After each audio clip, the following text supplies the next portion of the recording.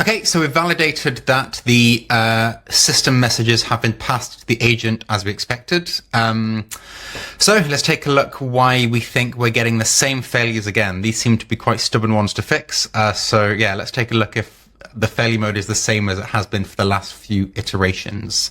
So let's start with 207 and see whether it's actually able to reason about the mark scheme in a meaningful way. So let's take a look at what it said about special case 1. This time there was a special case for the ordering of the numbers. If you remember this one, I can quickly show you as a recap. The question is to order these numbers, and there should be a special case if 3.5% is given as the last number instead of the first, presumably because the student misinterprets the percentage sign and therefore writes things as 1/3, 0.34 followed by 3.5%. And that should give them one out of 2 marks. And this is very clearly expressed in the mark scheme where it says special case 1 for this ordering. So now we've, for the first time, explicitly asked the agent to think about, should we order SC1? And let's see what it thought. So let's take a look at what it said. I'm going to again just move this over. And, okay, so it still says false. Oh, sorry, no, this was for B1. Sorry, let's take a look at this one. Should award false. So it says SC1 is for a special case where listing the values as presented in the question might be given credit. But here, the candidate did not order them as required, so the mark is not applicable. Wow, so this is the mark scheme. I mean, just as a recap, let's take a look at the system message just to see exactly how O3 Mini is failing here. There's a single LLM call. In this LLM call, let's just scroll down a bit. In this LLM call, we obviously give the entire, we give the entire section here out of 2 marks. There's no sub-questions here. It's a single question. What we then say is, the question you need to mark is this, write these in order, smallest first. The sub-question breakdown, including each sub-question, its associated mark scheme, and its associated answer are as follows. So again, actually in this case, there's no sub-questions, so we've just gone straight in. The mark scheme says B1 should be awarded for this, and SC1 should be awarded for this. So we've kind of very clearly explained what B1 and SC1 mean. We've given the answer, and then in the parts, marks, and guidance, we've said B1 for this, B1 for this, B1 for this, or SC1 for 1/3, 0.34, 3.5%. So SC1, where it says SC1, 1 mark should be awarded for the special case explained below, which are worthy of some credit. With this in mind, these are the mark schemes. So again, we've been very explicit here. 1/3, 0.34, 3.5%. Let's remind ourselves what the student said. So the student's answer is 1/3, 0.34, 3.5%.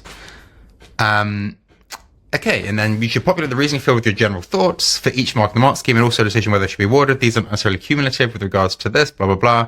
So it is surprising that the student answer is this. We've told the agent that this should give them 1 mark.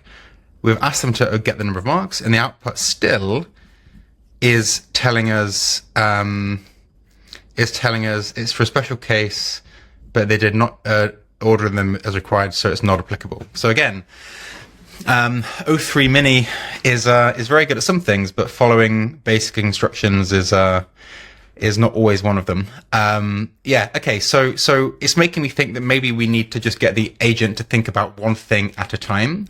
And maybe we should get the agent to consider each mark independently, and it shouldn't think about B1 and so on. It should just in a single LLM call really focus on the question, should special case 1 be awarded in this case? And it doesn't need to think about anything else.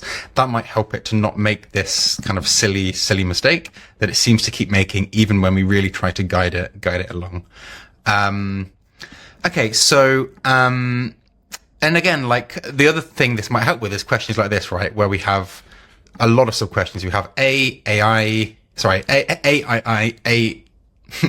have AI, AII, BI, BII, BIII, etc. So the problem is even compounded here, where a single LLM is now expected to reason about every single mark for every single sub-question here. So obviously the structured output for this question, I presume, is quite complex.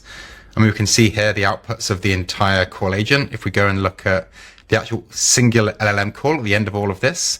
I'm sure if we look at the output that we get from this singular LLM call, it's quite beefy. The system prompt is already pretty beefy. The output choices, message, content. Yeah, here we go. Very, very beefy. Let me just move this over just so we can quickly see it in its full form. Oh, sorry, that deselected by accident. Yeah, so again, we can take a look at the output, which again is yeah, pretty beefy, as you can see here. Look, so very, very long, and getting one agent to get all of this right is quite a stretch. So in the next video, let's go ahead and implement a separate LLM call per sub question, and then at least the LLM isn't going to have to try to reason about A.ii, A.i, B.i, B.ii, etc. It's going to be able to just focus on one sub question at a time. And for questions like this in particular, this one with lots of different sub questions, it should just make things that much easier for the agent to focus on one thing at a time. So let's see if adding LLM calls per sub question helps to solve the issue for examples like 132 that have many sub questions.